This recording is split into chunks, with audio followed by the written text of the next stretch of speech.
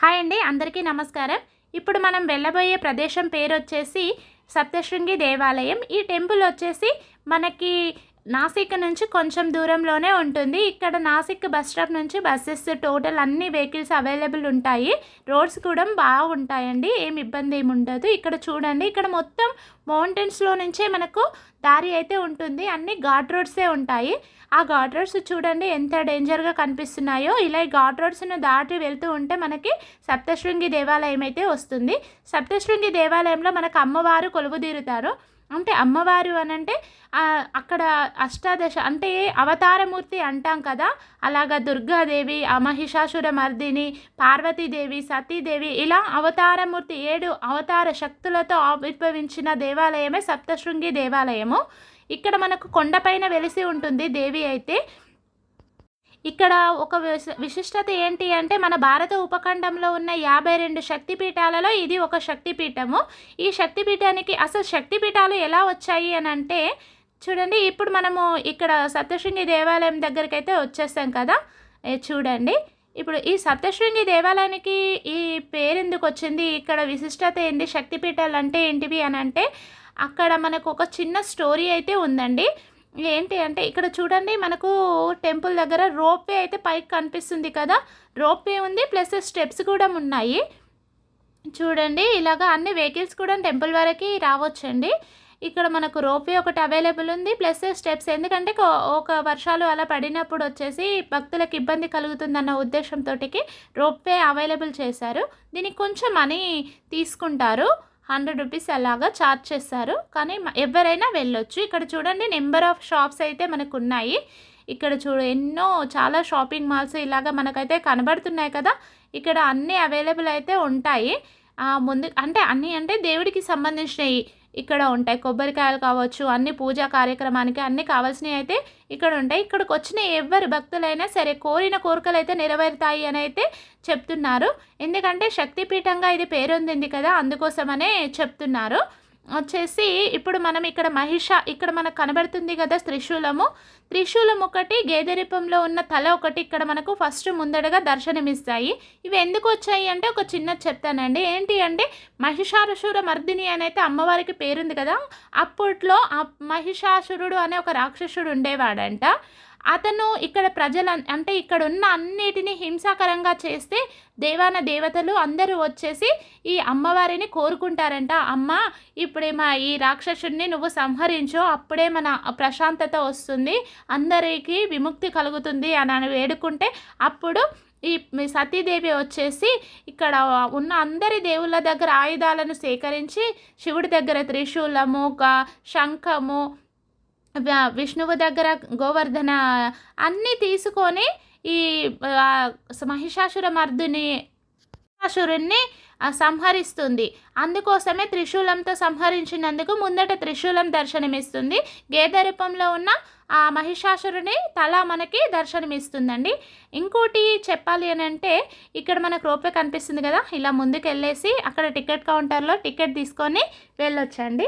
ఇంకోటి ఏంటి అంటే, ఇక్కడ పార్వతీదేవి అంటే సతీదేవి, ఇంకొక అవతారమే సతీదేవి. అంటే సతీదేవి యొక్క తండ్రి దక్షుడు. ఈ దక్షుడికి పార్వతీదేవి ఏం చేస్తుంది అంటే, తనకి ఎంతో ఇష్టమైన వ్యక్తి శివుడు. దక్షుడికి శివుడు అంటే ఇష్టం ఉండదు. పార్వతీదేవి శివుడిని పెళ్ళాడుతుంది. ఎందుకు, ఈ దక్షుడికి ఇష్టం లేదన్నట్టు. అందుకోసం పార్వతీదేవి మీద చాలా కోపం పెంచుకుంటాడు. అప్పుడు దక్షుడు ఒక యజ్ఞం అనేది చేస్తూ ఉంటాడు. అప్పుడు అందరి ముల్లోకాల్లో ఉన్న దేవుళ్ళందరినీ ఆహ్వానిస్తాడు, కానీ శివుణ్ణి పార్వతిని మాత్రం ఆహ్వానించాడు. అప్పుడు ఇక్కడ పార్వతీదేవి వచ్చేసి పిలవకున్నా పర్లేదు, నా తండ్రే కదా అన్నట్టుగా ఆ యజ్ఞానికి వచ్చేస్తుంది. వచ్చినప్పుడు దక్షుడు వీళ్ళ మీదున్న కోపంతో అవమానిస్తాడు. ఎవరిని? శివుణ్ణి అవమానిస్తే ఆగ్రహానికి లోనైన పార్వతీదేవి అక్కడ ఉన్న యజ్ఞగుండంలోనే అగ్నికి ఆహుతైపోతుంది. అప్పుడు ఆహుతి అయిపోయినప్పుడు ఆహుతైన ఆ దేహాన్ని తీసుకొని శివుడు భుజం పైన వేసుకొని ఆగ్రహానికి లోనై ప్రపంచం మొత్తాన్ని తిరుగుతూ ఉంటాడు. తిరుగుతున్నప్పుడు ఇలా శివుడి యొక్క అన్నదమ్ములైన బ్రహ్మ, విష్ణువు వచ్చేసి శివుడు ఇలా అవుతున్నాడు అనేసి విష్ణువు వచ్చేసి సుదర్శన చక్రంతోని 52 ముక్కలు చేస్తాడు సతీదేవిని. ఆ ముక్కలు వచ్చేసి ఒక్కొక్కటి ఒక్కో ప్లేస్లో పడతాయి. అప్పుడు ఆ ఒక్కో ప్లేస్లో పడినవి మనకు 52 ప్లేసెస్లో పడినవి 52 శక్తిపీఠాలుగా పేరొందాయి. అందులో సతీదేవి యొక్క కుడి చెయ్యి మనకి సప్తశృంగి దేవాలయం పైన పడుతుంది. అందుకే ఇక్కడ మనకి సప్తశృంగి దేవాలయం పైన పార్వతీదేవి కొలువై ఉంది అని చెప్తాము. ఇది ఇంకోటి ఏంటి అనంటే ఇక్కడ వచ్చిన ప్రతి ఒక్కరికి కూడా రోగాలు నయం అవుతాయి అని అయితే చెప్తారు. ఎందుకు అనంటే మనకు అప్పటి కాలంలోనే మన రావణుడికి లక్ష్మణుడికి యుద్ధం వచ్చినప్పుడు, రావణ యుద్ధం వచ్చినప్పుడు లక్ష్మణుడు వచ్చేసి మూర్ఛపోతాడు కదా. ఆ సమయంలో ఆంజనేయుడు వచ్చేసి మూలికల కోసం ఇక్కడి పర్వతాలనే వెతుకుతూ వస్తాడంట. ఎందుకంటే ఆ మూలిక వైద్యం కోసం ఇక్కడికి మూలిక కావాలని వెతుకుతూ వచ్చి ఇక్కడి నుంచి తీసుకెళ్లారంట. అందుకే ఆంజనేయ స్వామి తీసుకెళ్ళిన మూలిక వైద్యాలకు సంబంధించినవి కానీ పురాణాలలో కూడా చెప్పడం జరిగింది, ఇక్కడ ఎన్నో ఔషధ గుణాలున్న ముక్కలు ఉన్నాయి అనేసి. అదే ఇక్కడ నిజమవుతుంది. ఇప్పటికి కూడా చాలామంది అంటుంటారంట.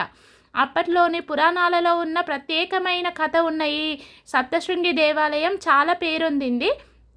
ఇప్పుడు చూడండి, మనం ఇలాగే ముందుకెళ్తూ ఉంటే మనకు ఒక కొలను అయితే దర్శనమిస్తుంది.